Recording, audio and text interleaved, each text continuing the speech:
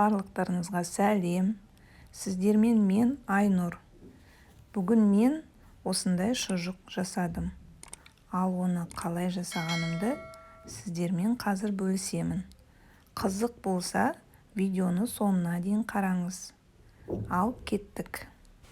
Маған қажет болған ингредиенттер. Ол ұсақтап туралған жылқының еті немесе сиырдың еті де болады. Және жылқының майы, үккіштен өткізілген сарымсақ, тұз, қара бұрыш және де шек қажет болады.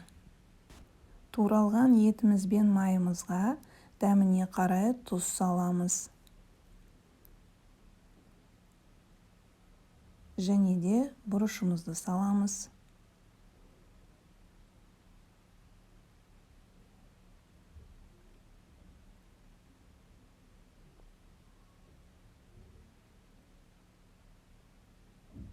Ең соңында үккіштен немесе пресстен өткізілген сарымсақты салып, жақсылап араластырамыз.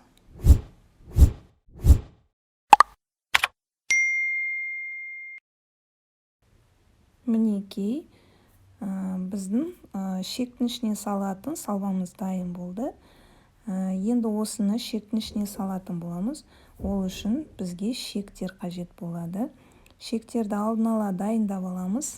Видеода көріп тұрғандарыңыздай жіптерді дайындап қойдым. Міне шегіміз және де ішіне салатын салмасы. Міне шектеріміз. Шек ұзын болғандықтан мен оларды бөліп бірнеше бөлікке бөліп тастадым. Және де жіпті алып, осылайынан шет жағын байлап, себебі шығып кетпеу керек салған салмамыз. Сол себептен шет жағын байлап қоямыз. Видеодағындай бір шетін бекітіп, жіппен байлап қоямыз. Үстіп барлық шектердің бір жақ шеттерін байлап, алдын ала дайындап алдым. Ал енді екінші жағынан осылайынан ашып, ішіне осылай ет, май, жаңағы кезек-кезек салатын боламыз. Еттен, майынан осылай салып отырамыз.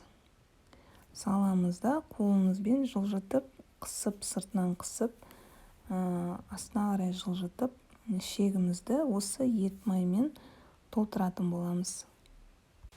Осы видеода көріп тұрғандарыңыздай өте оңай, еш қиындығы жоқ. Міндетті түрде жасап көріңіздер. Кісі шақырғанда, қонақ шақырғанда шұжық ас берсеңіздер, өте дәмді шұжық. Мен өзім шұжықты сүйіп жеймін. Өте қатты ұнатамын. Сіздер де ұнатады деген ойдамын. Жасап көріңіздер міндетті түрде. Мінекей, етінен, майынан осылай араластырып, салып, қысып, астына қарай түсіріп, үстіп салып, барлық шектерге, барлық еттерді, майларын салып шықтым. Бір ескертіп кетейін, бұл жерде қысып, жаңағы еті толтырып, тығыздап сала берген кезде қатты тығыздамаңыздар, себебі шек жыртылып кетуі мүмкін. Сол себептен шамалы кішкене босаңқырап, кішкене тығыздау қылып, орташа түрде осылайынан толтырып шығасыздар.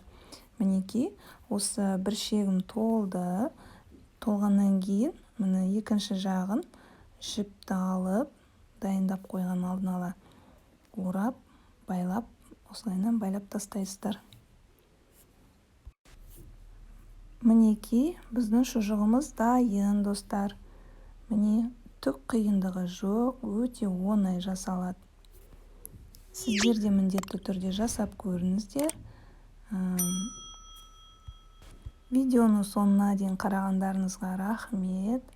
Сіздермен бірге болған Айнұр. Лайк басып, комментарий жазуды ұмытпаңыздар. Қош сау болыңыздар.